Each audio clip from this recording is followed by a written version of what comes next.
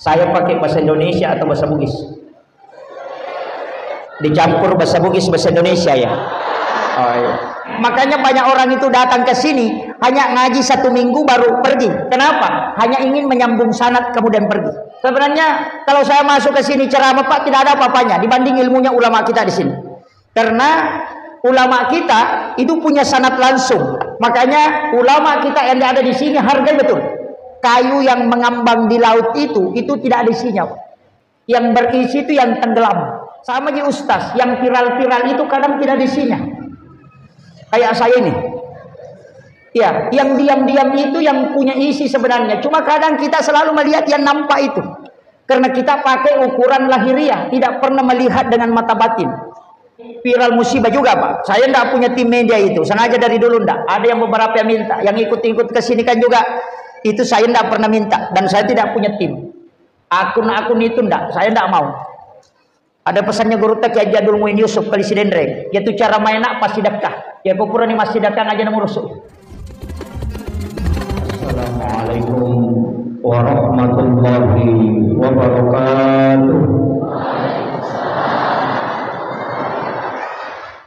Hadratal muhtaramin wal muhtaramat ikhwanu fillah. Alhamdulillah rabbil alamin. Wassalatu wassalamu ala asyrafil anbiya'i wal mursalin sayyidina wa maulana wa habibina wa syafi'ina wa ala alihi wa ashabihi wa sahabatihi ajma'in. Allahumma salli ala sayyidina Muhammadin wa ala ali sayyidina Muhammadin tibbil qulubi wa dawaiha wa afiyatil abdani wa shifaiha wa nuril absari wa diyaiha wa ala alihi wa sahbihi wa sallim.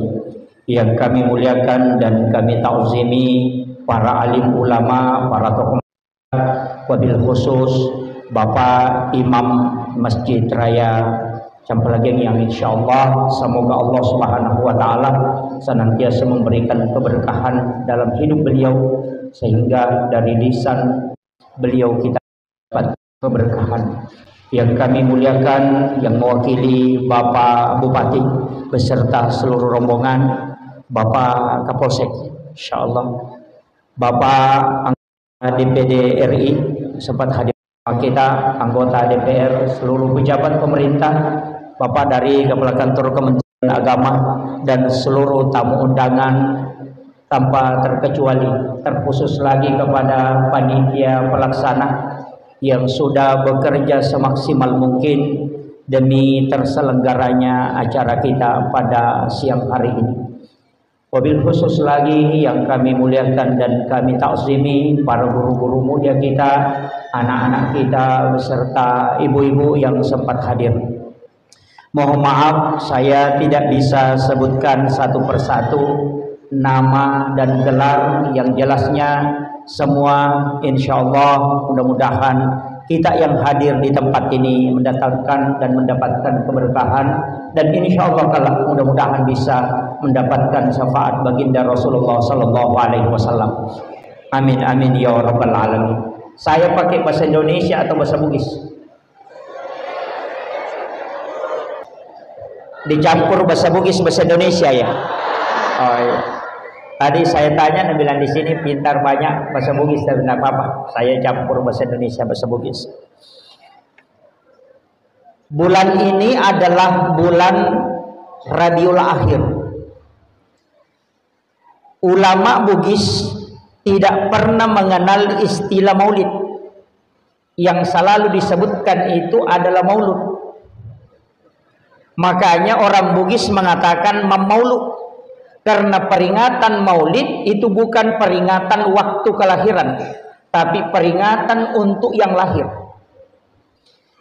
Kalau maulid itu waktu kelahiran, makanya peringatan maulid berarti peringatan waktu kelahiran Rasulullah. Maka itu ada yang versi 9 Rabiul Awal, ada yang versi 12 Rabiul Awal.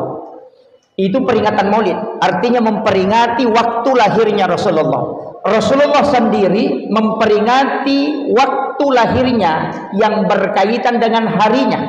Itu lahir hari Senin. Makanya Rasulullah memperingati dengan berpuasa. Ulama hadis kita berbeda dengan ulama fikih dalam penetapan hadis ini. ulama hadis mengatakan perintah di situ adalah perintah untuk melaksanakan puasa sunnah pada hari Senin. Ada ulama yang memahami bahwa perintah hadis ini adalah perintah berpuasa pada hari kelahiran. Itu kan dua hal yang berbeda.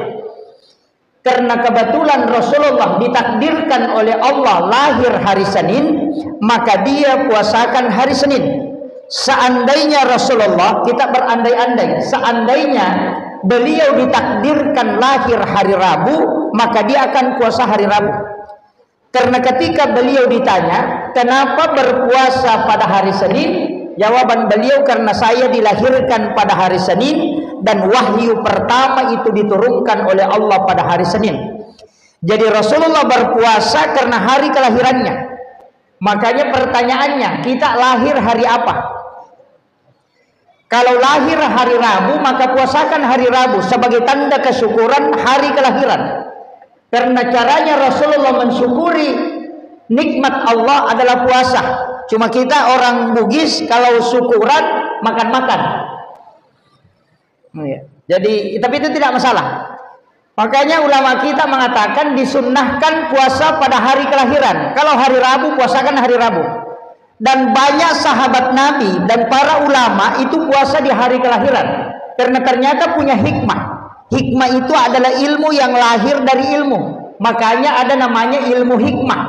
Kadang-kala orang bingung, kenapa ada ilmu hikmah, Ustaz? Ilmu ya ilmu, hikmah juga ilmu. Ternyata ulama kita membagi. Ada ilmu yang lahir dari ilmu dan tidak sedikit. Dalam satu hukum kadang ada 5 hikmahnya. Seperti kenapa daging babi itu diharamkan. Hikmahnya karena mengandung cacing pita. Hikmah itu tidak bisa merubah hukum. Nanti kalau misalnya ada kedokteran ahli bisa menemukan obat yang bisa membunuh cacing pita, tetap babi akan menjadi haram. Itu karena hanya salah satu hikmah dari keharaman. Ilmu hikmah ini disebut para ulama sebagai ilmu yang lahir dari ilmu. Saya kasih contoh, kenapa wanita kalau makan dilarang membuka bibir ketika mengunyah. Jadi komandre makun reye de nawading nabuka sumpan na komakemai. Hanya ketika dia menyuap dia membuka mulutnya, tapi pada saat mengunyah itu harus kasih rapat. Karena kenapa? Ternyata itu salah satu caranya, hikmahnya itu wanita itu suaminya pengantin baru setiap malam. Kalau orang tahu itu betul. Artinya apa? Bibir atasnya perempuan itu terkoneksi dengan bibir bawah. Nah itu kalau sudah tidak paham lagi saya tidak tahu bagaimana cara menjelaskan. Cuma sampai di situ saya bisa jelaskan. Itu hikmahnya. Kemudian kenapa kita dilarang melangkahi makanan? Kadangkala ada ikan di depan kita, kadang kita mengambil yang jauh. Desa mali walimata malanandre. Kan itu dilarang. Hikmahnya orang yang tidak melangkahi makanan itu rezekinya orang yang uruskan. Tapi kalau orang mengambil makanan yang jauh darinya, itu rezekinya tidak bisa dia dapatkan kecuali dia harus urusin. Itu hikmah, Pak. Kan ada orang makan itu seperti eskapator tangannya. Begini, itu kan itu. Itulah sehingga orang Bugis itu menggunakan baki supaya bisa diputar. Sebenarnya ilmu ini kan terbagi, Pak. Makanya ulama-ulama dulu kalau ilmu hikmah larangannya tidak pakai haram. Pasti istilah yang dia pakai adalah pamali. Larangan untuk ilmu hikmah itu disebut pamali. Larangan untuk ilmu fikih itu adalah haram. Jadi kalau ada istilah pamali pasti itu ilmu hikmah. Tidak masuk ke hukum. Nah, ini penting saya luruskan dulu karena sudah mulai banyak sekarang yang menyalahkan itu. Ulama dulu kita itu hebat, tidak pernah langsung menyalahkan. Saya menelusuri beberapa penjelasan ulama dan bertanya ke beberapa ulama sepuh yang masih saya bisa dapat. Itu luar biasa, Pak. Termasuk baca-baca. Orang Bugis itu kental dengan baca-baca, termasuk doa-doa yang bisa menyembuhkan. Tulang yang patah itu bisa disambung kembali tanpa menggunakan obat medis. Itu ada. Tulang yang retak itu bisa dia sambung kembali hanya dengan menyiram air putih. Itu bisa. Ulama dulu melihat itu, tapi ulama kita mengatakan kalau saya ganti baca-bacanya, dikhawatirkan kalau baca-baca ini tidak jadi. Kan begitu. Nanti ulamanya disalahkan. Mengatakan, wah kalau Pak Kiai mengatakan ini salah, kasihlah kami doa yang bisa menyambung tulang tanpa baca kami. Takutnya kalau diajarkan tidak jadi. Sehingga untuk melanggengkan doa ini, karena doa itu diterima oleh Allah, maka dia islamkan. Dia kasih basmalah di depannya, baru dia kasih akhirnya barakah doa la ilaha illallah kun fayakun. Sehingga itu menjadi islami. Itu hebatnya ulama dulu. Jadi dia tidak mengganti, tapi dia membungkusnya, mengawali dengan basmalah, menutup dengan kalimat la barakah doa la ilaha illallah kun fayakun. Itu caranya mengislamkan baca-baca. Sehingga baca-baca yang dulu yang tidak pakai itu semua diisi dengan itu. Sehingga prosesnya islamisasi baca-baca dan juga budaya yang diislamkan. Itu pentingnya. Ulama dulu berdakwah begitu, pakai budaya, dan itu tidak hilang. Cuma sekarang ada yang memotong itu. Tapi tidak ada jadi sulbar, Pak. Cuma di kampung saya banyak. Kemudian kita kembali. Makanya puasakan hari kelahiran sekaligus puasa pada hari Senin. Kenapa? Siapa yang berpuasa pada hari Senin, maka dia puasa sunnah hari kelahiran Nabi. Itu sunnah selamanya hatta yaumil qiyamah. Yang kedua, puasakan hari kelahiran. Kenapa? Karena sunnah hukumnya berpuasa pada hari kelahiran, sebagaimana Rasulullah puasakan hari kelahirannya. Dan siapa yang berpuasa pada hari kelahirannya, maka tidak ada penyakit yang bisa merusak tubuhnya. Itu pesannya Ki Hamid Pasuruan. Jadi kalau mau terjaga, tidak kena kolesterol, asam urat, pakai ini.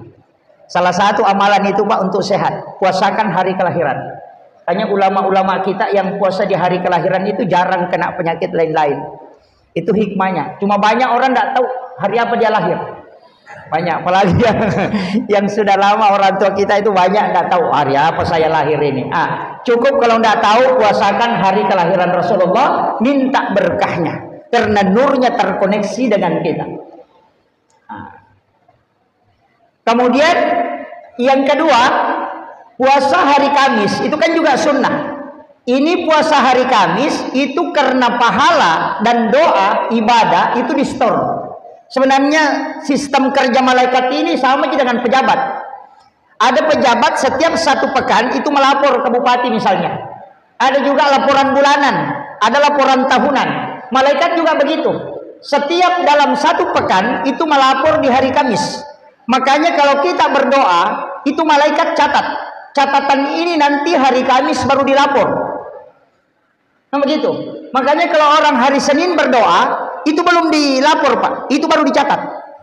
Nah banyak orang berdoa baru berubah. Hari Senin minta sepeda, Selasa minta motor, hari Rabu minta mobil. Malaikat juga pusing. Iya. Kalau kita mau ambil analisa sederhananya, kenapa? Karena malaikat belum lapor, kau sudah minta 3, dan ini sudah baru berubah. Dari situlah ada kaulun Imam Syafi'i mengatakan ijabud doa arba'ina yauman mania. Kalau mau diterima doanya 40 hari 40 malam berkesinambungan, jangan ganti doanya. Sama aja kalau ada anak kecil, setiap hari dia minta sepeda selama 40 hari, belum sampai 40 hari kita akan belikan sepeda. Kecuali hari Senin minta sepeda, hari Selasa minta motor-motor, hari Rabu minta es krim, kita cuma belikan es krim supaya dia diam. Begitu juga seketika kita berdoa, jangan ganti doanya. Dari situlah ada ulama menganjurkan mengikuti imam selama 40 hari berjamaah, jangan terputus, karena doanya imam tidak pernah berubah. Di situ kuncinya. Jadi kita pelajari saja. Agama sebenarnya itu, Pak, gampang, tidak susah. Cuma kadang ustaznya bikin susah. Iya, yang kedua kadang-kadang juga saya mengatakan agama itu, Pak, sebenarnya jalur masuk surga itu sangat mudah. Nabi itu sudah kasih kita jalur paling gampang. Cuma kadang ustaznya bikin takut-takut terus. Makanya mungkin saya salah satu penceramah dari sekian banyak penceramah itu selalu membuka jalur bahwa rahmat Allah itu besar. Kenapa Rasulullah disebut dengan rahmatan lil alamin, kemudian Allah disebut dengan Rabbul alamin? Itu dua hal yang berbeda, Pak, tapi intinya sama. Rabbul alamin, Rabbnya seluruh alam, sedangkan Nabi adalah rahmatan lil alamin. Karena Rasulullah itu semua benda makhluk bersalawat kepadanya. Makanya sebenarnya tempat kita ini juga terkoneksi langsung dengan Rasulullah. Itu terkoneksi. Kenapa? Tidak ada tempat tanah yang ditempati bangun masjid. itu tidak terkoneksi langsung dengan Rasulullah, karena dalam satu risalah bahwasannya air yang dipakai memandikan Rasulullah itu kan air dari sumur Gars. Kalau ada yang naik umrah, silahkan datang ke sumur Gars. Kalau di Madinah itu 20 rial itu naik mobil ke sana, ambil air sumur Gars. Karena Rasulullah sebelum wafat itu punya wasiat, nanti kalau saya meninggal, air yang kau gunakan untuk memandikan aku, ambil air dari sumur Gars. Jadi bukan air Sam-Sam. Banyak diantara kita itu kalau meninggal dimandikan campur dengan air Sam-Sam. Rasulullah enggak. Dia minta air sumur Gars. Dan dimandikanlah Rasulullah ketika wafat dengan air sumur Gars. Dan airnya itu tidak jatuh ke tanah. Setiap disiramkan ke Rasulullah, itu air itu justru berputar naik ke atas. Dan itu tidak jatuh ke tanah. Apa yang terjadi Bapak Ibu sekalian? Air itu naik ke langit. Nanti hujan pertama setelah Rasulullah wafat, air itu turun mengikuti rintik-rintik hujan yang hujan di seluruh bumi. Dan di mana ada menetes air mandi Rasulullah satu tetes, maka di situ akan dibangun masjid satu. Dan tidak akan terjadi kiamat kecuali semua tempat tetesan air mandi Rasulullah itu sudah terbangun masjid. Makanya masjid itu terkoneksi langsung. Makanya kalau ada orang mengatakan sholat di rumah dengan di masjid sama saja, itu enggak. Kalau sholatnya sama-sama benar, tapi kalau koneksinya itu beda. Ini penting saya dulu anukan, karena ada yang menganggap bahwa rumah dengan masjid sama. Ini yang anukan. Makanya kalau ada rezeki umrah atau haji, datanglah ke sumur Gars, ambil air walaupun hanya satu botol kecil. Nanti kalau ada yang meninggal, ambil air itu kemudian siramkan, campurkan dengan air yang dipakai memandikan jenazah. Itu bisa insya Allah ada keberkahannya untuk bisa mengambil syafaat Rasulullah. Itu berkahnya. Cuma agak susah. Kemarin yang kasih tahu saya itu yang salah satu jamaah, dan Pak Ustaz, saya antri itu kurang lebih 3 jam baru bisa tembus mengambil. Agak berat. Cuma jamaah haji Indonesia kayaknya kurang ke sana. Karena banyak yang tidak tahu. Tuh, sumurnya itu disebut sumur Gars. Kemudian ini makanya kita adakan peringatan Maulud Nabi. Artinya orangnya yang kita peringati. Makanya Afrika itu bermaulid sampai 6 bulan. Tapi tidak ada istilah Rajab di sana. Kita ada Isra Mi'raj. Kalau dia tidak, maulid itu 6 bulan sampai bulan Rajab.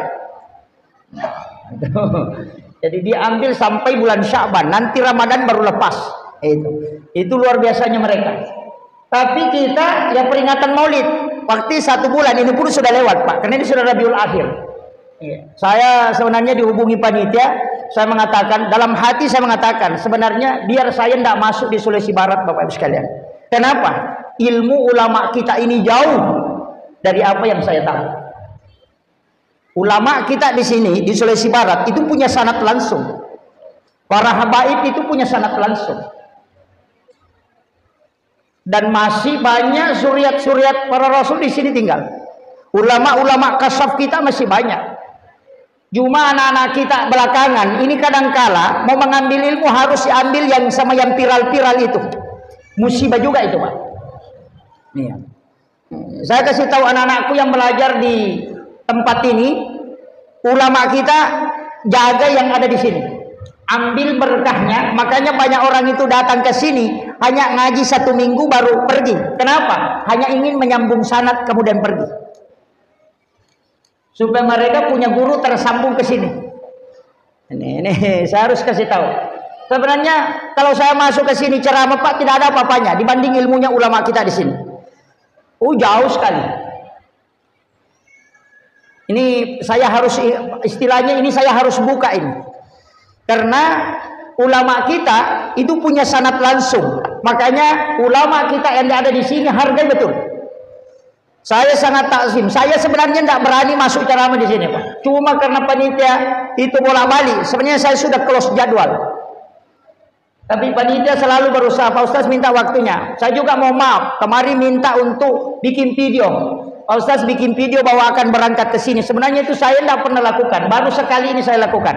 Kenapa? Saya sebenarnya tidak mau kalau hal itu terlalu diinikan. Kita ngaji sederhana saja. Ya, jangan yang ulama, saya kasih tahu itu, yang kayu yang mengambang di laut itu tidak ada isinya, Pak. Yang berisi itu yang tenggelam. Sama aja ustaz, yang viral-viral itu kadang tidak ada isinya. Kayak saya ini. Ya, yang diam-diam itu yang punya isi sebenarnya. Cuma kadang kita selalu melihat yang nampak itu. Karena kita pakai ukuran lahiriah, tidak pernah melihat dengan mata batin. Itu penting. Ini yang saya harus beritahukan langsung kepada anak-anakku, jangan sampai nanti mau viral, nanti ulah orang-orang viral kayak saya ini, viral musibah juga, Pak. Saya enggak punya tim media itu, sengaja dari dulu enggak. Ada yang beberapa yang minta, yang ikut-ikut ke sini kan juga. Itu saya tidak pernah minta, dan saya tidak punya tim. Akun-akun itu enggak, saya enggak mau. Ada pesannya guru tak Kiai Jadul Muin Yusuf kali Sidendreng, yaitu cara mainak pasti dakah. Ya kupura ni masih dakah aja nomor rusuk. Itu kan begitu. Jadi jangan sampai ceramah diurus lagi kalau sudah itu jadi masalah. Jadi saya tidak pernah urus itu. Makanya kalau viral itu orang aja yang angkat. Sebenarnya saya tidak mau seperti itu. Tapi musibah, makanya saya bilang ini musibah. Kemudian saya lanjutkan. Kita memperingati kehadirannya Rasulullah di muka bumi. Kenapa? Karena satu-satunya orang dari semua nabi dan rasul yang dikasih otoritas untuk memiliki kewenangan ibadah itu cuma Rasulullah. Saya bisa pastikan dulu saya tidak paham ini, Pak. Nanti saya tanya ke beberapa ulama, itu baru saya paham kenapa disebut rahmatan lil alamin. Rasulullah itu begini, Nabi Musa, Nabi Ibrahim, Nabi Yakub dan semua nabi-nabi itu perintahnya Allah perintahkan langsung untuk disampaikan kepada umatnya. Itu tidak ada otoritasnya. Jadi perintah Allah langsung ke umatnya melalui nabinya. Tapi untuk Rasulullah itu ada dua. Ada perintah Allah langsung kepada hambanya, ada perintah yang disandarkan ke Rasulullah. Itu tidak sandarnya ke Allah, padahal itu ke Allah sebenarnya, tapi disandarkan ke Nabi. Makanya dua tingkat. Sholat fardu 5 waktu ada sholat sunat. Sholat sunat inilah yang disandarkan ke Rasulullah. Puasa Ramadan wajib, itu perintah langsung. Tapi ada puasa sunnah, itu disandarkan ke Nabi. Kemudian haji itu wajib, ada umrah sunnahnya. Jadi umrah ini disandarkan ke Nabi, makanya disebut sunnah. Jadi itu hebatnya Rasulullah. Satu-satunya Nabi dan Rasul yang punya sandaran ibadah, dan sandarannya inilah yang menjadi asbab syafaat nanti. Sedangkan untuk yang ke Allah itulah menjadi rahmat. Makanya satu-satunya Nabi yang bisa memberi syafaat langsung itu cuma Rasulullah. Karena sandaran ke situ tadi. Kenapa? Kita besok tanya, kenapa bisa seperti itu? Itu karena Rasulullah yang meminta. Bahkan ada 22 doanya Rasulullah, cuma satu yang tidak dijabah oleh Allah. Allah memang minta, "Intu ini ya Rasulullah saya tidak terima." Ditolak. Ada 22 itu, 21 diterima, Pak. Apa doanya? Dia minta, "Ya Allah, pendekkan umurnya umatku. Jangan panjang." Nabi Daud itu 900 tahun lebih, 930. Ada umatnya yang tembus sampai 1000 tahun. Rasulullah tidak minta itu. Yang dia minta, likulli sayin hasabi wa hasabi ummati baina sitina wa sabain. Antara 60-70 tahun. Kenapa? Nabi sudah hitung. Kalau dia berdosa, tidak lama berdosa. Itu sudah hitungannya. Kalau orang 1000 tahun umurnya, Pak, main judi, minimal 900 tahun main judi. Iya, betul. Jadi kalau Rasulullah hitung-hitung, kalau umatku dia melakukan dosa, itu tidak lama. Makanya hisabnya juga tidak lama. Itu juga peluangnya, dia meminta bonus. Makanya dia katakan, "Ya Allah, ketika umatku melakukan kebaikan, maka lipat gandakan. Tapi ketika dia melakukan dosa, cukup satu yang kau tulis, itu pun kalau dia tidak bertobat." Dan itu dikabulkan, Pak. Makanya manjabil hasanati falahu asru amsalihha. Ketika kau melakukan satu kebaikan, Allah lipat gandakan menjadi 10. Tapi ketika dosa itu cuma satu. Dan ketika kau bertaubat dirubah menjadi kebaikan. Itu hadiahnya itu luar biasa, Pak. Makanya ulama dulu itu tidak pernah memvonis orang masuk neraka kalau berdosa. Dia paling mengatakan taubat maka baru sholat. Kenapa? Dia sudah hitung. Kalau satu kali berbuat kebaikan, satu kali kau berdosa, kan masih ada bonus 9. Kalau hitung-hitung toh kan begitu. Kan 10 kalau kebaikan, tapi jangan jadikan ini supaya kita melakukan dosa. Wah, parah itu. Ini hanya jalur supaya kita betul-betul bahwa Rasulullah memang adalah rahmat untuk kita. Ini yang harus kita pahami. Jadi Nabi itu sudah minta lipat gandakan. Bahkan ada pahala yang tidak terbatas. Nanti kiamat baru berhenti tuh, seperti membangun masjid. Itu kan amal jariah. Mengalirkan air seperti sumur bor yang dipakai orang. Jadi selama masjid ini kalau ada batu tak menempel di sini, ada semen, ada pasir, maka itu jalan terus pahalanya. Dari situlah Nabi pukul rata, membana masjidan fi dunya lillahi ta'ala, banallahu lahu baitan fil jannah. Siapa yang membangun masjid di dunia karena Allah, pasti dibangunkan istana di dalam surga. Orang tidak sholat Pak, tetap ada rumahnya di surga. Kalau ada orang di sini dekat pun masjid sini, rajin nyumbang ke masjid tapi tidak sholat, tetap dibangunkan istana. Karena itu sudah dijanji, cuma dia tidak masuk. Iyalah, dijanji aja dibuatkan itu kan. Ya. Jangan langsung mengatakan, wah biar kalau sudah menyumbang sudah masuk surga. Enggak, cuma janjinya kalau bangun masjid dibangunkan istana di sana. Nabi tidak katakan dijamin masuk surga, enggak. Makanya lihat ujungnya hadis. Sama itu yang sampaikan Pak beberapa kali saya sampaikan. Sogok menyogok itu tidak berdosa. Saya sudah cari dalil tidak temukan bahwa orang yang disogok dan menyogok itu berdosa, tidak ada. Makanya kalau ada ustaz mengatakan orang yang disogok dan menyogok berdosa, saya itu pasang badan, tidak ada hadisnya saya dapat. Saya punya kitab itu, kitab ensiklopedia hadis Nabi, kurang lebih 600.000 hadis Nabi di dalamnya, saya tidak temukan. Yang ada hadisnya itu ar-ra'si wal murtasi finnar. Orang yang disogok dan menyogok keduanya masuk neraka. Itu aja. Tidak berdosa itu Pak. Cuma masuk neraka. Iya. Kenapa hadis itu pakai neraka? Karena orang yang berdosa itu bisa bertaubat. Makanya dia di ultimatum itu bukan pakai dosa, di situ pakai neraka supaya mereka memang menghindari. Iya, kalau orang berdosa kan bisa bertobat, sholat sunat tobat selesai. Tapi kalau ujungnya langsung disebut neraka itu langsung punya kapling. Kan begitu.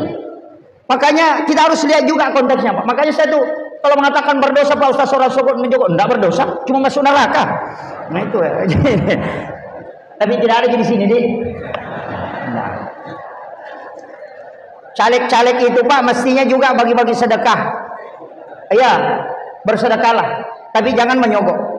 Itu beda. Agama membolehkan sedekah tapi melarang sogok menyogok. Sama-sama pemberian.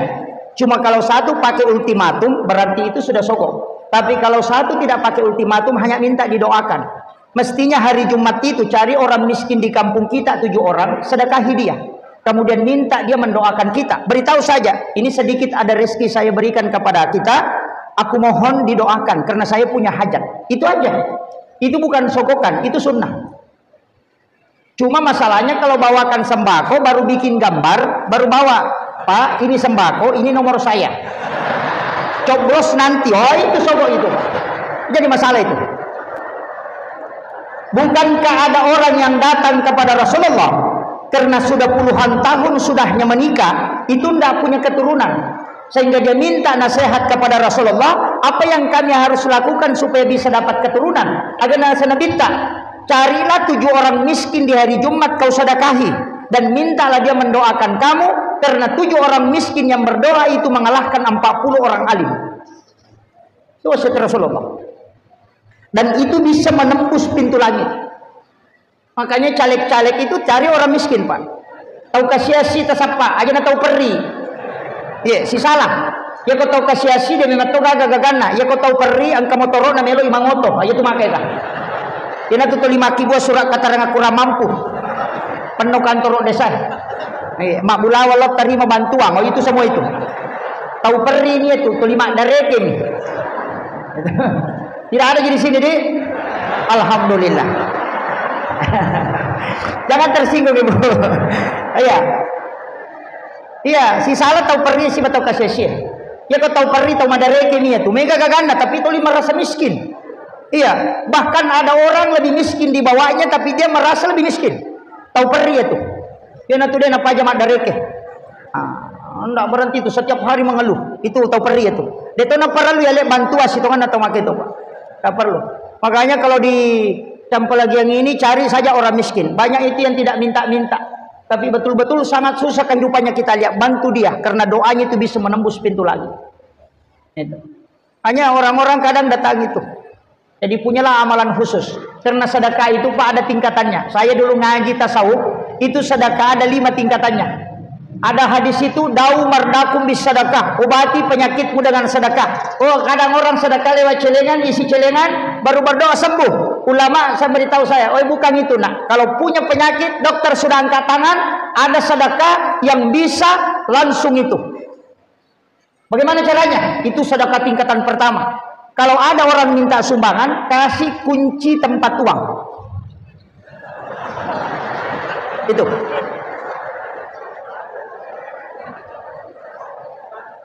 Itu agak berat. Betul Pak. Kasih pin ATM. Oh itu luar biasa. Kenapa? Orang kayanya Mesir itu yang bendahara membantu Universitas Al-Azhar Kairo Mesir. Ketika dapat waktunya mau pembelian penyaluran beasiswa, itu dia cuma serahkan kunci peti besi tempat uangnya. Dia cuma katakan ini tempat uang saya, ini kuncinya. Silahkan ambil, kalau kurang melapor. Kalau ada sisanya simpan saja di situ. Dan apa yang terjadi Pak? Menurut informasi yang saya dapatkan oleh ulama kita mengatakan, ketika sudah diambil 2 hari 3 hari dia buka, itu justru kotak tempat uangnya itu selalu penuh. Padahal itu sudah diambil.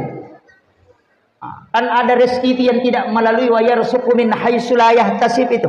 Itu. Ada itu. Makanya ada jalur khusus. Itu cuma kadang kita tidak bisa Pak. Karena bilang bagaimana kalau ngambil semua? Wah. Nah, itu yang jadi masalah. Ini yang agak berat ini. Kemudian tingkatan yang kedua, sedekahnya jangan tahu berapa yang kita sedekahkan. Ya kalau lalu celengannya ambil uang, jangan lihat uang berapa, masukkan. Tutup mata, itu hadis qudsi lagi. Allah mengatakan nigi-nigi ataku malengak dena bilangan ngak nalengae deto bilangan upare wakangi. Itu janji Allah. Nah, kalau kita kadang ditarik uang 100 didorong lagi masuk. Nah, sing salah jepu.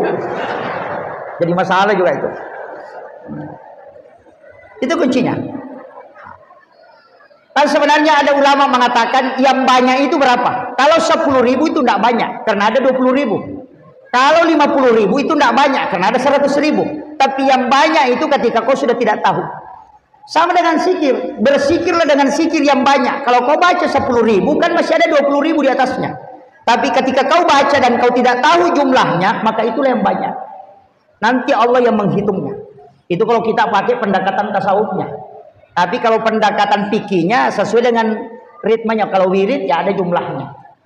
Ini kalau saya buka aja tuh yang kita pakai yang mana saja. Kalau mau belajar tasawuf ya tasawufnya pasti agak berat karena dia berkaitan dengan tidak pakai logika. Nah, itu kalau tasawuf. Tapi kalau fikih pasti ke logika. Pakai fikih akal. Makanya anak-anakku belajar di sini tuh luar biasa. Anda pelajari ilmu fikih, ulamanya disebut fuqaha. Yang dibahas itu tentang halal haram. Rukun-rukunnya ibadah. Kalau naik satu tingkat, itu ada namanya kajian iman. Itu ulamanya disebut murabbi. Mazhabnya Mu'tazilah, Jabariyah, Qadariyah, Sunni dengan Syiah. Itu ilmunya disebut teologi. Kalau tadi fikih, kajian Islam, ulamanya disebut fuqaha. Itu mazhabnya ada Syafi'i, ada Imam Malik, ada Abu Hanifah, ada Ahmad bin Hanbal.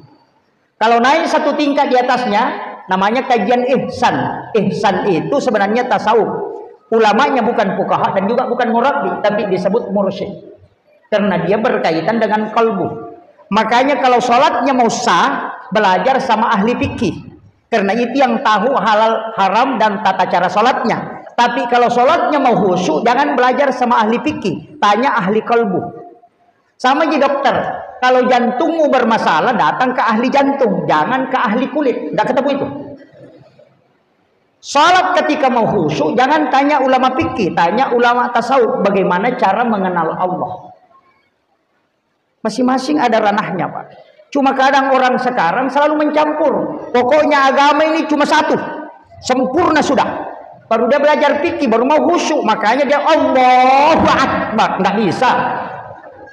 Bagaimanapun caranya Allahu Akbar, nggak bisa. Kenapa? Karena dia pakai gerakan untuk mau khusyuk, itu tidak bisa.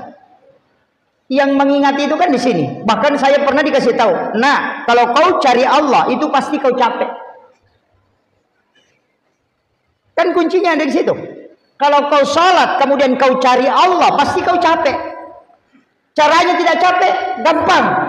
Kau yakin dilihat oleh Allah, selesai. Itu aja. Makanya katakan orang bertakwa itu bukan orang yang selalu mengingat Allah karena pasti lalai. Tapi orang yang bertakwa adalah orang yang selalu merasa dilihat oleh Allah. Itu aja. Makanya anta'budallaha ka'annaka tarahu fa illam takun tarahu fa innahu yaraka. Sembahlah Tuhanmu seakan-akan kau melihat. Itu kan yang pertama. Fa illam takun tarahu, jika tidak bisa, yakin saja fa innahu yaraka. Dia melihat aku, selesai. Dia melihat aku takbir, dia melihat aku ruku, dia melihat aku sujud, selesai. Itu yang paling gampang. Kita berjalan, Allah melihat aku berjalan, selesai. Kenapa? Wa huwa ma'akum aina ma kuntum. Dia selalu bersamamu dimanapun engkau berada. Bahkan wallahu aqrabu min hablil warid. Allah itu lebih dekat daripada urat lehermu. Dari situlah ulama mengatakan, jangan kau cari, tapi yakini bahwa dia melihat engkau. Sudah selesai. Itu aja. Sama kalau ada CCTV itu, dia melihat kita. Karena pandangan Allah tidak pernah luput. Itu aja. Kalau mau naik ke atas itu yang capek. Allah. Ulama jalan. Orang sudah baca Fatihah dia masih sibuk. Allah. Itu susah itu, Pak. Inilah yang banyak. Anak-anak ribut di belakang marah-marah. Katanya tidak khusyuk. Padahal anak-anak tidak ribut, tidak khusyuk juga. Iya, jadi masalah juga itu cuma dijadikan alasan, tapi tidak ada di sini, nggak ada. Kemudian saya kembali, Rasulullah itu pemegang otoritas syafaat. Cuma kadang kita keliru, Pak, karena ada dua perintah. Yang pertama kirimkan salam, yang kedua kirimkan salawat. Ini dua hal yang berbeda. Kalau mengirimkan salam supaya kita diperhatikan langsung oleh Rasulullah. Tapi kalau mengirimkan salawat itu supaya terkoneksi untuk syafaatnya. Kan dua hal yang berbeda. Kalau salawat Allahumma sholli ala Muhammad wa ala Muhammad, atau Allahumma sholli ala Sayyidina Muhammad wa ala ali Sayyidina Muhammad, itu salawat. Kalau salam, assalamu alayka ya Rasulullah, assalamu alayka ya Habiballah, assalamu alayka ya Sayyidi, assalamu alayka ya Taha, assalamu alayka ya Yasin, assalamu alayka ya Ababar Ruh, assalatu wassalamu alayka ayyuhan nabi wa rahmatullahi wa barakatuh. Itu yang disebut salam. Kalau ingin diperhatikan langsung oleh Rasulullah, maka kirimkan salam. Tapi jika ingin mendapatkan syafaatnya, kirimkan salawat. Itu dua hal yang berbeda. Makanya ulama mengatakan, koneksikan dirimu dulu sebelum kau bersalawat. Makanya selalu pencara mengatakan, mari kita mengirimkan salam dan salawat. Tidak pernah terbalik ya. Mari kita mengirimkan salawat dan salam. Jadi sebelum kita bersalawat, salami dulu Rasulullah. Kenapa? Supaya terkoneksi. Karena Rasulullah mengatakan, siapa yang mengirimkan salam kepadaku, maka pasti aku menjawabnya. Dari situlah ulama tasawuf mengatakan, ketika mengirimkan salam kepada Rasulullah, kasih jeda. Assalamualaikum ya Rasulullah. Tunduk.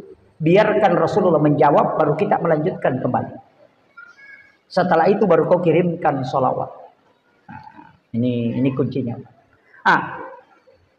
Salam itu koneksi langsung. Sholawat itu pakai perantara malaikat. Makanya kan ada malaikat yang diutus oleh Allah hanya untuk menyampaikan salawat kita kepada Rasulullah. Tapi ada satu malam, angka diweni itu tidak pakai perantara. Malaikat tidak difungsikan ketika orang bersalawat kepada Rasulullah itu setiap malam Jumat. Jadi ya Quran kata masalawat laku nabi takwani jumai itu tidak pakai perantara malaikat karena Rasulullah mengatakan saya langsung mendengarnya. Itu hebatnya. Makanya Rasulullah menjanjikan siapa yang bersalawat kepadaku 100 kali setiap malam Jumat, maka pasti dia akan mendapatkan syafaatku kelak di yaumil akhir. Itu karena malam Jumat itu istimewa. Jadi kalau mau dapat syafaat, sebenarnya syafaat itu ada beberapa, Pak. Yang pertama mimpi ketemu Rasulullah kalau mau dapat syafaat. Cuma ini orang mengatakan agak berat.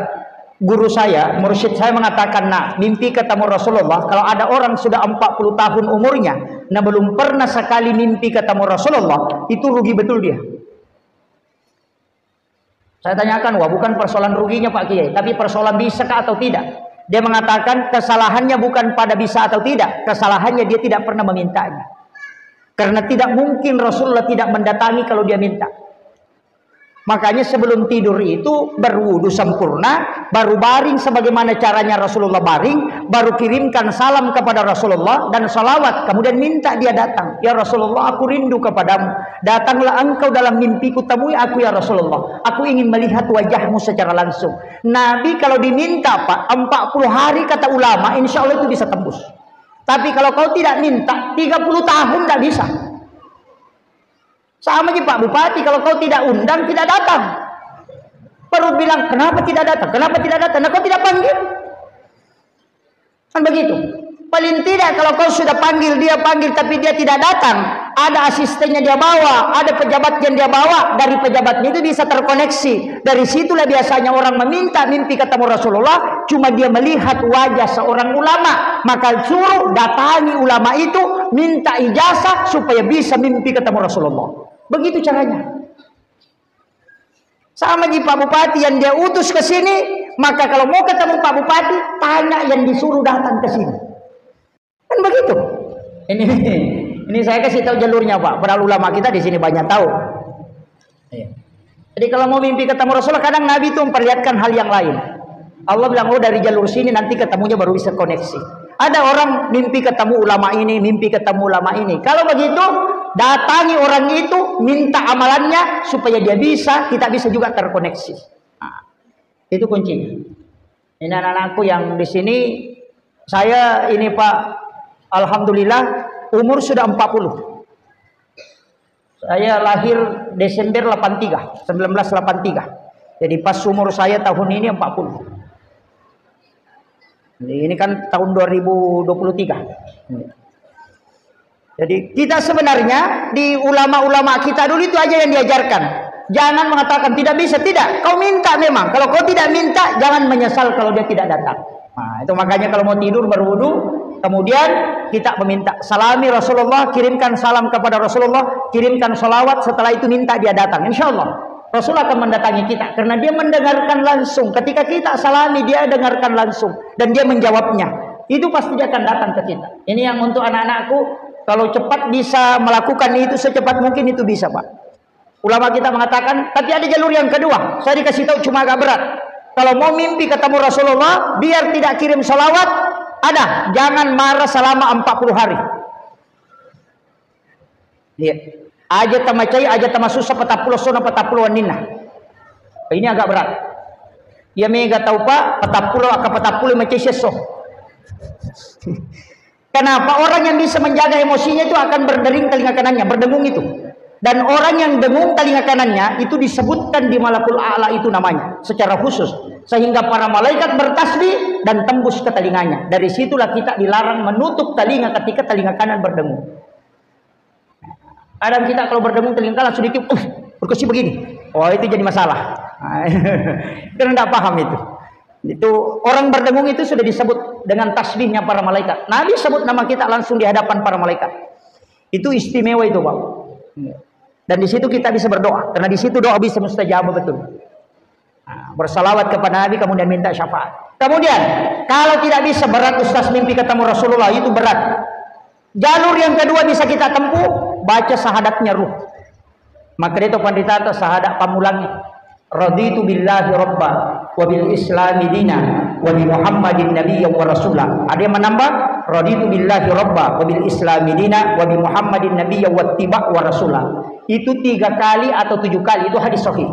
Rasulullah mewasiatkan siapa yang membaca 3 kali atau 7 kali, maka dia akan mendapatkan syafaatku kelak di yaumil akhir, dan dia akan bergandengan tangan denganku masuk ke dalam surga. Surga itu. Makanya itu kuncinya. Baca aja itu kalau sudah sholat 3 kali atau 7 kali. Kalau masih tidak bisa, masih ada. Siapa yang cinta kepada surah Al-Kautsar? Hafal Al-Kautsar? Kalau tidak hafal, Inna Atayna. Kadang ada orang tidak tahu kalau bilang Al-Kautsar. Kalau bilang Inna Atayna, oh iya saya hafal itu Ustaz. Oh iya. Surah Al-Kautsar adalah surah yang diturunkan untuk menenangkan kalbunya Rasulullah ketika anak laki-lakinya bernama Ibrahim wafat, maka Allah turunkan surah ini untuk menenangkan hatinya Rasulullah. Termasuk ulama kita mengatakan apapun yang bergejolak ketika dibacakan ini pasti diam. Makanya ibu-ibu kalau mau goreng telur itu dari dulu sudah dipakai. Kalau mau goreng telur dan itu berletus minyaknya, cukup baca itu pasti tenang. Ombak yang besar itu ketika dibacakan itu pasti tenang, Pak. Saya sering naik pesawat, itu kalau cuaca jelek, tempelkan tangan, itu dibaca kemudian ditempelkan tangan, minta berkahnya itu tenang itu. Anak-anak menangis setengah malam, cukup itu yang dibacakan, diletakkan di dadanya atau di ubung-ubungnya. Itu luar biasa, Pak. Surah Al-Kautsar ini memang luar biasa. Sampai-sampai ibu-ibu sebenarnya itu paling hafal itu. Karena paling sering dipakai. Cuci daging, cuci ikan, semua yang bisa mendatangkan bau amis, kalau dicuci dengan air terakhirnya membacakan surah Al-Kautsar, itu tidak bau amis. Dia itu nasa ngogi, maka dia bisa isyarat. Dari situ. Itu membaca surah Al-Kautsar itu, hilang baunya itu. Makanan yang tidak masak, menasukin ada yang menasu, mematanan reta. Selama periuknya masih panas, tidak usah nyalakan kompor. Ambil saja garam, bacakan surah Al-Kautsar, letakkan di atas penutupnya. Kalau periuk itu sudah dingin, maka makanan yang ada di dalamnya itu masak. Itu berkahnya itu. Makanya orang dulu itu banyak dia pakai. Cuma saya tidak bongkar. Bahaya, Pak, kalau dibongkar itu. Nanti Al-Kautsar saja yang dipakai. Waduh, jadi masalah itu. Iya. Itu surah yang sangat pendek. Rasul mengatakan siapa yang menghafalnya dan mencintainya, maka dia akan mendapatkan syafaatku. Tapi untung surah Al-Kautsar, Pak. Seandainya Al-Baqarah setengah mati menghafal. Itu saking mudahnya itu yang saya bilang. Tadi saya mengatakan otoritasnya Rasulullah ini sangat mudah ini. Kemudian apalagi permintaannya Rasulullah. Ini yang dia mengatakan semua amalan nabi-nabi terdahulu kumpulkan dan berikan untuk umatku karena umurnya pendek. Maka dikasihlah, ada puasa putih kan, Ayyamul Bid namanya. Itu puasa putih, itu bukan puasanya Rasulullah sebenarnya, itu puasanya Nabi Adam. Ketika dilemparkan ke bumi, dia puasa 3 hari. Hari pertama dia puasa sepertiga badannya putih. Hari kedua 2/3 badannya putih. Hari ketiga seluruh badannya putih. Makanya disebut puasa putih. Itu 13, 14, 15 ompono ulangi. Pakai hitungan kalender Hijriah. Itu Rasulullah mengatakan siapa yang puasa pada 3 hari setiap bulannya, sama kalau dia puasa 1 bulan penuh. Itu berkahnya. Makanya ini kan puasanya Nabi Adam. Kemudian ada satu nabi, Pak, namanya Syam'un. Nabi Syam'un itu 1000 tahun dia berjihad. 1000 tahun dia berjihad. Kalau siang dia puasa sunnah, kalau malam sholat tahajud. Tapi berperang sendiri menggunakan rahang unta, dia mengatakan rahang keledai. Jutaan orang kafir dia bunuh, sendiriannya berperang, tidak ada pengikutnya. Tapi dia 1000 tahun berjihad. Siangnya dia puasa sunnah, malamnya dia tahajud sampai pagi. Itu yang dilakukan terus. Namanya Nabi Syam'un. Orang Barat menyebutnya Samsung. Karena ada filmnya itu. Samsung. Itu sebenarnya Syam'un. Nabi itu. Nabi takjub dengan itu. Apa yang dia minta? Ya Allah, bisakah umatku mendapatkan hadiah yang melebihi apa yang dilakukan oleh Nabi Syam'un? Dan Allah kabulkan. Dari situlah ada namanya malam Lailatul Qadar. Itu kuncinya, Pak. Jadi Nabi itu sudah dikasih kumpulan ibadah. Makanya ada beberapa sholat sunat, ada beberapa itu kalau diamalkan itu luar biasa. Karena umur kita kan pendek. Amalkan itu. Perbanyak ibadah. Bahkan Nabi kan minta haji diperintahkan kepada nabi-nabi sebelum. Nabi Ibrahim diperintahkan. Nabi minta kalau haji 1 kali di 1 tahun. Nah, sholat di Masjidil Haram dan di Masjid Nabawi itu jauh daripada di masjid kita di sini. Tidak bisa sama. Nabi minta kalau haji ya Allah, berarti 1 kali saja dia berangkat 1 tahun.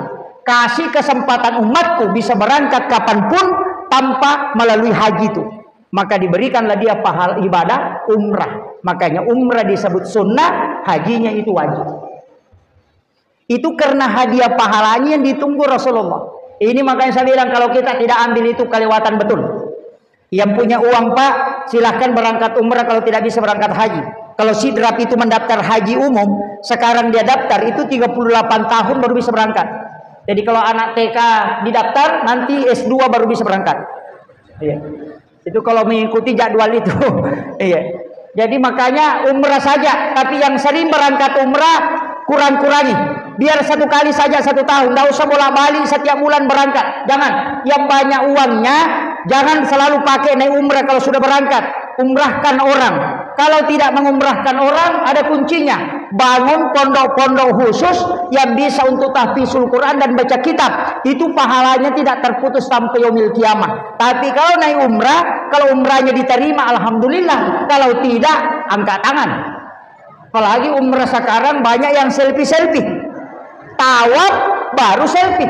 Kita tawaf dulu deh. Tolong di like dan share. Ini jadi masalah. Tawaf itu kan salat sunnatul masjid. Kalau di Makkah, di Masjidil Haram tidak ada salat sunnatul masjid, yang ada tawaf. Kenapa 7 putaran? Karena 7 anggota sujud, 2 tangan, 1 kepala, 2 lutut, 2 kaki. Sa'i juga 7. Kenapa 7 itu koneksi semua? Langit 7 lapis, tanah 7 susun. Tawaf itu 7 putaran, sa'i 7 putaran. 7 hari kelahiran suruh akikah. 7 tahun itu suruh sholat. Itu koneksi semua. 14 tahun kemudian tambah 7 lagi 21 suruh menikah. Kalau dia tidak menikah sampai 28, nanti 29 itu sampai 38 baru bisa menikah. Hanya kalau ada orang tidak menikah sampai umur 28, nanti 30 lebih baru mau menikah. Nanti mendekati 40 baru mau menikah. Makanya yang sudah menikah itu di umur 40 mau menikah lagi tuh. Kayaknya jangan heran Bu kalau suaminya 40 mau menikah lagi, itu memang muncul lagi tuh. Nah, itu ini saya kasih tahu ibu-ibu ya, jaga suami tak baik-baik Bu. Dulu itu orang cuma curi sandal, curi emas. Sekarang ada pencuri suami. Iya. Iya, Megan itu pengalakai makokoy. Utamanya rojanda TikTok Iya, yang selalu goyang-goyang begini. Aku pengen dimanja. Masuk ke dalam kamar, pakai celana pendek, pakai baju pendek, baru mutar-mutar, goyang-goyang kayak ular. Itu yang bahaya. Itu yang bikin error otaknya laki-laki. Hanya jaga baik-baik suami kita. Ada doanya itu. Bismillahi ala nafsi wa mali wa ahli. Dibaca 7 kali kalau maghrib, 7 kali kalau subuh. Insya Allah Rasulullah mengajarkan. Baca 7 kali supaya keluargamu aman. Itu aja. Bismillahi ala nafsi wa mali wa ahli. Hafal ya? Alhamdulillah kalau sudah hafal. Itu pendek sekali. Bismillahi ala nafsi wa mali wa ahli. Serahkan kepada Allah dan Rasulnya. Kemudian saya tahu begini. Jalur masuk surga itu kan ada syafaat. Syafaat itu ada syafaat karena Al-Quran, ada syafaat karena Rasulullah. Rasulullah pun terbagi. Ada syafaat umum, ada syafaat dari anak perempuan. Kan siapa yang meninggalkan 2 anak perempuan ada, ibunya tidak ditu. Oh itu syafaat Pak. Makanya saya itu anak pertama perempuan, anak kedua perempuan. Karena mursyid saya kasih tahu, nak nanti kalau sudah menikah bikin anak perempuan dulu 2 atau 3, baru bikin anak laki-laki. Anak perempuan pertama, anak kedua perempuan, alhamdulillah. Saya bilang, oh ini benar juga kata ulama. Cuma dulu saya tanyakan bagaimana caranya. Dia bilang kunci anak itu cuma di napas. Itu ilmu hikmah Pak. Kalau napas kanan yang kuat berhubungan dan itu tinggal, insya Allah itu akan menjadi laki-laki. Kalau kiri itu perempuan. Itu ilmunya. Ada juga bilang naik kiri ke kanan, naik kanan ke kiri, bukan napas. Itu saya sudah kasih tahu ini, ya. Ya, saya dapat ilmu itu dulu di Aceh Pak, di Biren. Pegurut tak, saya dikasih langsung. Sampai-sampai ada beberapa ilmu itu saya tidak terapkan karena agak susah, mereji Pak. Sama di kitab Imamul Ghazali itu kan, kalau mau melahirkan anak alim atau ulama, bahkan bisa sekelas wali, itu ada waktunya di bulan Ramadan pas selesai buka puasa, sebelum makan apa-apa, setelah minum berhubungan. Ketika istrimu hamil, anakmu bisa menjadi seorang ulama. Itu pesannya Imamul Ghazali dalam kitab Hiya. Bukan pesan saya, itu hanya saya teruskan. Kemarin ada yang komen di Facebook itu saya lihat, Pak Ustaz, bagaimana caranya ini? Kenapa bisa saya bilang begitu? Bagaimana caranya kita mau sholat maghrib? Ya terserah kamu. Saya cuma sampaikan pendapat ulama. Makanya saya itu ceramah Pak tidak pernah sampaikan pendapat pribadi. Kenapa? Kalau orang protes saya bilang protes ulamanya. Jangan protes saya, karena saya itu hanya menyampaikan yang disampaikan ulama. Kalau mau sepakat atau tidak sepakat bukan urusan saya. Makanya saya ini hutaba bukan ulama. Ulama itu Imamul Ghazali. Kalau saya hutaba itu penyampai. Saya ini cuma televisi Pak. Ya, kalau ngomong Syafi'i begini, saya sampaikan ini pendapat Syafi'i. Ngomong Imam Malik begini, saya sampaikan ini pendapat Imam Malik. Nanti kalau diprotes dari kemudian sama malaikat, kenapa bilang begitu? Saya bilang, itu Imam Syafi'i bilang, pergi tanya Imam Syafi'i sana, jangan tanya. Itu aman saya itu Pak. Iya, kalau saya keluarkan pendapat menurut saya, oh pasti disuruh tunggu, duduk di sini dulu, kemudian diri dulu. Jangan dulu langsung masuk, kau harus diadili. Makanya masuk surga itu bisa melalui syafaat para ulama. Makanya saya itu bertengger di mana? Bertawassul ke Hadratus Syekh Hasyim Asy'ari, karena dia adalah waliullah. Kalau nanti punya Hadratus Syekh dipanggil, bisa ikut situ nebeng. Ada yang dari Sulawesi Barat sini, yang di Campelagian ini, kita bertengger ke ulama kita. Ada Kiai Haji Muhammad Tahir Imam Lapio, itu waliullah yang sangat masyhur, dan itu dia akui hampir seluruh dunia. Kenapa? Karena dia punya makam yang sangat tinggi. Guru Ta itu bertengger ke situ, bertawassul ke situ, karena ada jalurnya ke situ. Karena kalau kita mau masuk surga pakai amal kita, enggak bisa Pak. Sholatnya cuma 5 menit, itu pun kejeli-jeli kepalanya bagi Allah. Bagaimana? Sholat 5 menit, gosipnya setengah jam, bangkrut itu 25 menit Pak. Tak bisa.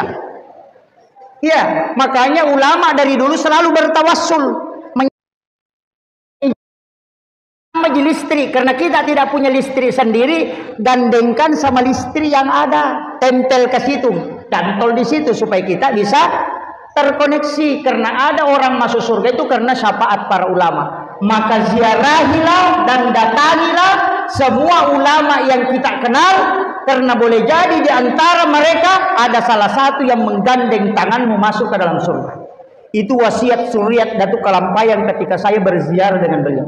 Dia wasiatkan, anakku, dimanapun kau berada, kalau ada makam para ulama atau ulama itu masih hidup, datangi dia, minta dia mendoakan kamu, karena tidak tahu, boleh jadi salah satu di antara mereka ada yang menggandeng tanganmu kala untuk masuk ke dalam surga. Oh, itu luar biasa Pak. Saya itu enggak, kalau masuk ke ini, oh ini ada ulama, sini ada makam, saya sih enggak. Cuma kadang kita keliru kalau ke makam, kita tawassul, minta langsung, jangan. Doakan Allah itu berdoa, ya Allah, berikan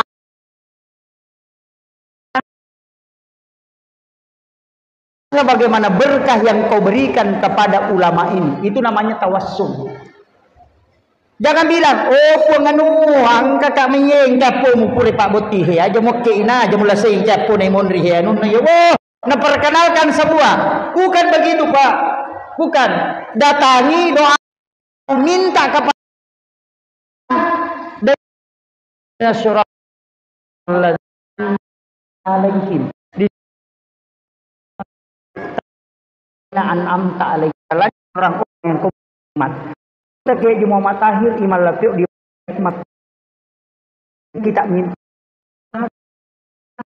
turunanku. Jangan bilang anak terlalu pendek, nanti cucunya nakal. Makanya kalau berdoa pakai doanya para nabi, anak-anak dan itu dapat semua ke bawah. Nah, ini anak-anakku saya ajarkan ini, karena banyak orang tua kita dulu salah, sudah kasih menikah anaknya, datang ke kuburan langsung teriak, ini menantu barumu, lihat ibukanya, jangan bikin sakit ya, jangan kasih jati kalau naik motor, waduh, tuh nenek-nenek jangan bisa begitu. Padahal kita disuruh syarah untuk mengambil berkah supaya anak kita nanti akhir itu bisa mengikuti jejaknya ulama. Nah, itu kuncinya. Makanya kalau nanti ada sudah menikah di sini, langsung datang ke kuburannya Guru Teh Malam. Di sini ada makam ulama kita. Ini tidak jauh, cukup kirimkan doa, bertawassul, kemudian minta kepada Allah, berikan aku keberkahan, anak-anakku kelak. Makanya pengantin baru disuruh syarah kubur sebelum berhubungan. Nah, itu tadi kalau mau jadi ulama anaknya, caranya berhubungan di bulan Ramadan, pas selesai buka puasa, sebelum makan apa-apa, baru sudah minum air putih, berhubungan. Tapi susah Pak, karena menjelang maghrib. Itu tidak boleh lama.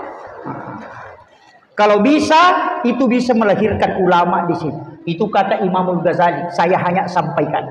Kalau tidak bisa pakai yang kedua, sesudah sholat duhur, itu bagus sekali. Itu pesannya guru Profesor Dr. Quraisy Shihab kepada Profesor Dr. Arifuddin ketika pengantin baru. Berhubungan sesudah sholat duhur, itu anakmu akan cinta agama. Itu ada hadisnya Rasulullah, tapi isyarat. Ketika engkau ingin masuk ke dalam kamar ibu bapakmu di siang hari, ketuk pintunya. Kenapa siang disebut? Itu ada isyarat untuk orang tua. Kenapa bukan malam? Itu syaratnya. Yang kedua, kalau tidak bisa ketiga, sebelum dan sesudah sholat subuh, itu juga bagus. Supaya anak itu cerdas. Tapi ada pesan, jangan berhubungan ketika ngantuk sekali. Anaknya pasti lambat bicara. Betul Pak? Kalau ada orang ngantuk kemudian berhubungan, itu sudah 7 tahun anaknya masih bilang atak, Oh itu, tidak bisa ngomong itu. Ya nang kau ketuli makanan ni amma tan rocak karudu ya tuh. Iya. Jangan berhubungan ketika kenyang sekali, karena itu membuat anakmu akan malas. Makut tumatu nana ekongka. Ia kembali wasalladaki palasan. Kalau sudah bermimpi berhubungan kemudian berhubungan secara nyata menyebabkan istri hamil, maka anaknya akan kena epilepsi atau penyakit ayam. Itu penelitian Bapak Profesor Dr. Dadang Hawaris. Itu penting saya sampaikan. Makanya hati-hati, jangan sembarangan Pak. Maka berwudu sebelumnya, minta doa. Ketika diberikan kenikmatan, letakkan tangan di atas dada. Laki-laki meletakkan di lantai, kemudian dia menunjuk ke atas. Itulah pesan ulama. Angin laukona riwatu menyem. Itu kuncinya. Ketika engkau menunjuk ke atas, baca doa sapu jagat. Rabbana atina fid dunya hasanah. Singgah. Jangan kasih lewat. Nasabak itu nasab Pak dongeng enak dia pegagai sana. Kau yang mengisi, makanya disebut sapu jagat. Rabbana atina fid dunya hasanah. Decengagana lino macinai liserini. Makanya disebut sapu jagat. Ada kan orang baca itu kasih terus saja. Rabbana atina fid dunya hasanah wa fil akhirati hasanah wa qina azabannar. Maka di berita itu cek kosong, tidak ada pisinya. Di Rabbana atina fid dunya hasanah singgah. Illau amadece ilau itu parampo o mati itu ilau. Saya kasih tahu memang. Yan atunangka maka daw kita nga na di wakibwa o pa disangang wakibwa o komiti jabatan wakibwa itu semua istilah orang ulama kita. Napa ini tanana maka daman cito panrita matu. Cumobi Pak, karena di situ dia bisa kenali. Ini yang saya kasih tahu. Ini rahasia Pak. Ngaji tasawuf lama itu tidak dikasih. Ya, alhamdulillah, saya kira ini yang penting saya sampaikan Pak. Ini sudah 1 jam lebih, hampir 1 jam setengah. Iya. Saya masih punya acara di Pinrang, jadi saya mohon maaf. Terakhir penutup, kode gaga tule mala cara maku pamula nalatu capakna, ya to na cidi tala. Sebenarnya Rasulullah itu yang paling pertama adalah nurnya. Itu makanya kita kenal istilah Nur Muhammad. Tapi Nur Muhammad itu Pak bukan nama. Itu hanya adalah simbol. Karena Nur Muhammad itu namanya adalah Ahmad. Ahmad itu yang memancarkan cahaya, disebutlah Nur Muhammad. Kenapa dia Ahmad? Karena dia melekat semua. Ahmad itu kan sholat juga. Berdiri huruf alif, ruku huruf ha, sujud huruf mim, duduk huruf dal. Makanya tulisannya Ahmad. Jasad kita kan juga dari 4 unsur. Api, angin, air, tanah. Api simbolnya berdiri, angin simbolnya ruku, air simbolnya sujud, tanah simbolnya duduk. Makanya tulisannya juga adalah Ahmad. Dari situlah sehingga mengatakan likulli syai'in min nuri Muhammad. Segala sesuatu itu dari nurnya Muhammad. Karena Nur Muhammad itu nama aslinya adalah Ahmad. Cuma dia punya pancaran, disebutlah dia Nurul Muhammad. Setiap pancarannya itu masuk ke semua benda. Jadi ada masuk ke telur, masuk ke ini, masuk semua. Termasuk ke diri kita, masuk disebutlah rahasia. Sikirnya adalah Allah. Di tubuh kita kan ada jasad, ada ruh, ada rahasia, ada napas. Ada 4 yang kita zikir itu. Aja na sikiri na cidini. Apa nalini pengala ta'ala pandremana ngeropai. Itulah sehingga mengatakan sikir watakale, sikiri na napasae, sikiri na rahasiae, kemudian sikirnya ruh. Makanya ada 4 karena memang kita dikasih 4. Saya tidak terlalu membahas jauh itu. Tapi intinya Nur Muhammad salawatnya disebut salawat Jibril. Makanya dipakai sallallahu ala Muhammad. Itu bentuknya fi'il madhi, bukan fi'il mudhari. Yang fi'il mudhari Allahumma sholli, yang fi'il madhinya sallallahu. Kenapa? Karena sebelum jasadnya Nabi Rasulullah diciptakan, ruhnya sudah diciptakan. Sehingga ruhnya yang disolawati, nurnya ini disebutlah salawat bentuk fi'il madhi. Karena belum ada jasadnya dia sudah disolawati. Salawat kepada nurnya disebut salawat Jibril. Pakai sallallahu ala Muhammad. Makanya pakai itu. Makanya kalau mahalul qiyam kita pakai sallallahu ala Muhammad. Itu karena nurnya hadir. Bagaimana caranya menghadirkan? Gampang. Karena terkoneksi langsung. Semua benda di situ dia ada nurnya. Sama kita dengan video call, koneksikan langsung muncul. Sama gitu Pak. Tidak jauh beda. Ulama kita dulu paham video call itu sebelum ada video call. Cuma nak belakangan itu video call tapi dia tidak tahu hakikatnya. Akhirul kalam, wallahu muwaffiq ila aqwamit thoriq.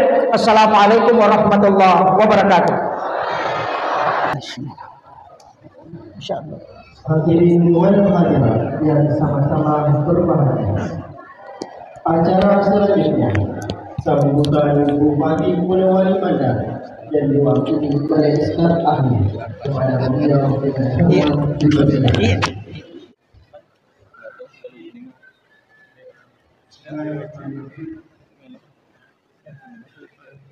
Sebelum saya menyampaikan beberapa kata sebagai bentuk sunnah, terlebih dahulu kami mengucapkan permohonan maaf kepada Pak Bupati yang sedianya hadir bersama kita pada hari ini, tapi oleh karena satu dan hal ada agenda yang sudah tertentu sehingga beliau tidak hadir. Begitu pula dengan Wakil Bupati.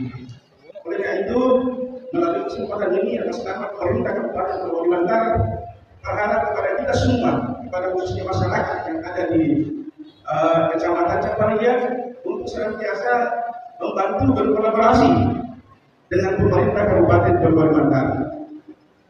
Apa yang kita kerjakan pada saat ini, misalnya dinas anggota di seluruh saling bersama menyampaikan maulid, salah satu bentuk daripada hikmah maulid yang diajarkan oleh Rasulullah Sallallahu Alaihi Wasallam. Kira seperti itu, dengan kolaborasi, dengan sinergitas, dengan saling mendukung apa yang dicaranya oleh Bapak Bupati Polewali Mandar maju dan insyaallah rakyatnya sejahtera. Ketika yang dapat kami sampaikan, kurang lebihnya mohon dimaafkan. Wallahi umat billahi wa Assalamualaikum warahmatullahi wabarakatuh.